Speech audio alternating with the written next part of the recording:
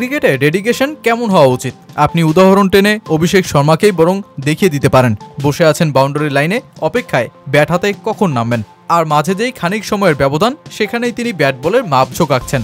ওই যে কথায় আছে, ভিন্ন রকমের মেধাবীরা নাকি উন্মাদ হন যারা ডুবে থাকেন একান্তই নিজের প্রেমের দুনিয়ায়। মাত্র 29 আন্তর্জাতিক ম্যাচের অভিজ্ঞতা, আর তাতেই বিরাট কোহলির পাশে এসে বসলেন অভিষেক।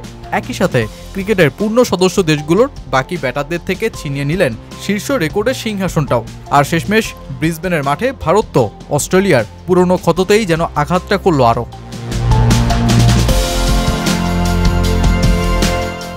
অনুপ্রেরণার জগতের একটা বিখ্যাত কথা হলো, নিজেকে এমনভাবে তৈরি করো যেন নামটাই হয়ে যায় একটা ব্র্যান্ড। অভিষেক এখনও ভারতীয় ক্রিকেটে বিশাল অর্জনের মালিক হননি ঠিকই, কিন্তু নিজের নামটাকে ছড়িয়ে দিতে পেরেছেন ধারাবাহিক 180+ স্ট্রাইক রেটে ব্যাট চালিয়ে। আর অভিষেকের কারণে এখন কোচদেরও চাপ সামলাতে হচ্ছে বেশ। এই যেমন বিশ্বখ্যাত পাওয়ার হিটিং কোচ জুলিয়ান উড সেই কথাটাই তো জানালেন তার এক ইন্টারভিউতে। সারা বিশ্বের নানা জায়গায় কোচিং শেষ করে তিনি যখন যুক্তরাজ্যে ফেরেন, তখন তিনি দেখেন 12 বছর বয়সী বাচ্চারাও তাকে জিজ্ঞেস করছে অভিষেকের মতন ব্যাট করতে শেখাও।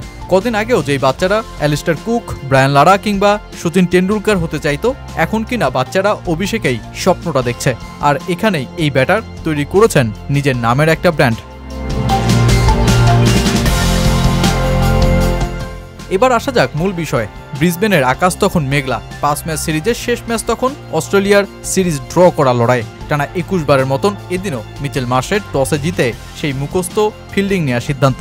আর ভারতও সেটার ফায়দা তুলতে শুরু করে আগ্রাসী ব্যাটিংয়ে। শুভমান গিল আর অভিষেক শর্মা যখন বাউন্ডারি তাণ্ডব আর সিঙ্গেল ডাবলের দৌড়ঝাঁপ শুরু করেছেন, তখনই ব্রিসবেনের বৃষ্টি এই দুই ব্যাটারকে থামিয়ে দেয়।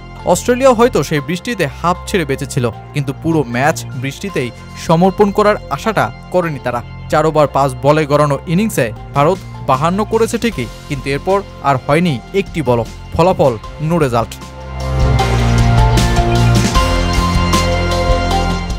যেই অমীমাংসিত ম্যাচ ভারতকে 2-1 টি-20 সিরিজে জিতিয়ে দেয়। অস্ট্রেলিয়ার কাছে 2-1 ওয়ানডে সিরিজ হারের প্রতিশোধ ওরা নিল 20 ওভারি ক্রিকেটে। আর যার মধ্য দিয়ে অস্ট্রেলিয়ার মাটিতেই টানা 17 বছর ধরে টি-20 সিরিজে না হারার রেকর্ড ধরে রাখল ভারত, যেটা নিঃসন্দেহেই মাইটি অজিদের জন্য একটা ব্যর্থময় ইতিহাস। 2022 সাল থেকে এখনো পর্যন্ত অস্ট্রেলিয়া 4টি টি-20 সিরিজে হেরেছে, যার 3টিরই প্রতিপক্ষ ভারত।